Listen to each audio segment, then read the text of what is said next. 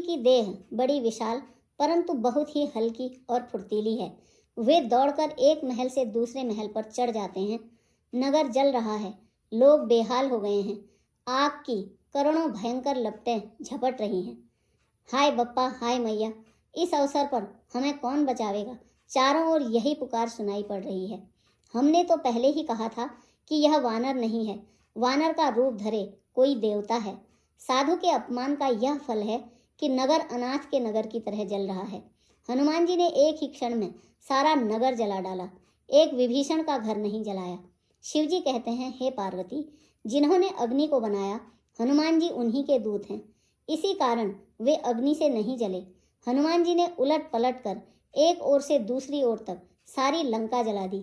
फिर वे समुद्र में कूद पड़े, पूंछ बुझाकर थकावट दूर करके, और फिर छोटा सा रूप धारण कर हनुमान जी श्री जानकी जी के सामने हाथ जोड़कर जा खड़े हुए।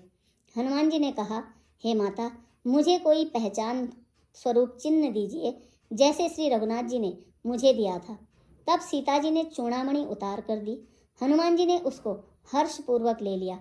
जानकी जी ने कहा, हे तात, मेरा प्रणाम निवेदन करना और इस प्रकार कहना कि हे प्रभु, यद्यपि आप सब प्रकार से पूर्ण काम हैं, आपको किसी प्रकार की कामना नहीं है, तथापि दीन दुखियों पर दया करना आपका विरध है।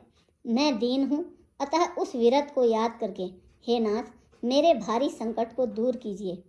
हे तात, प्रभु को इंद्रपुत्र जयंत की कथा सुनाना और प्रभु को उनके बाण का प्रताप समझाना। यदि महीने भर में वे न आए तो फिर मुझे जीवित नहीं पाएंगे। हे हनुमान, कहो मैं किस प्रकार प्राण रखूं? हे तात, तुम भी अब जाने को कह रहे हो। तुमको देखकर छाती ठंडी हुई थी। फिर मुझे वही दिन और वही रात। हनुमान जी ने जानकी जी को समझाकर बहुत प्रकार से धीरज दिया और उनके चरण कमलों में सिर नवाकर श्री राम जी के पास गमन किया।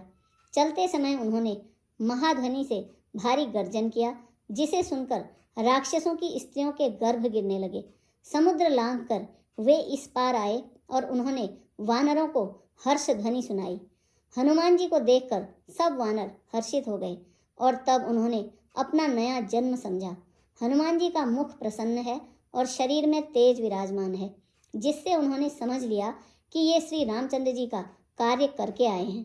सब हनुमान जी से मिले और बहुत ही सुखी हुए, जैसे तड़पती हुई मछली को जल मिल गया हो। सब हर्षित होकर नए नए वृत्तांत पूछते कहते हुए श्री रघुनाथ जी के पास चले।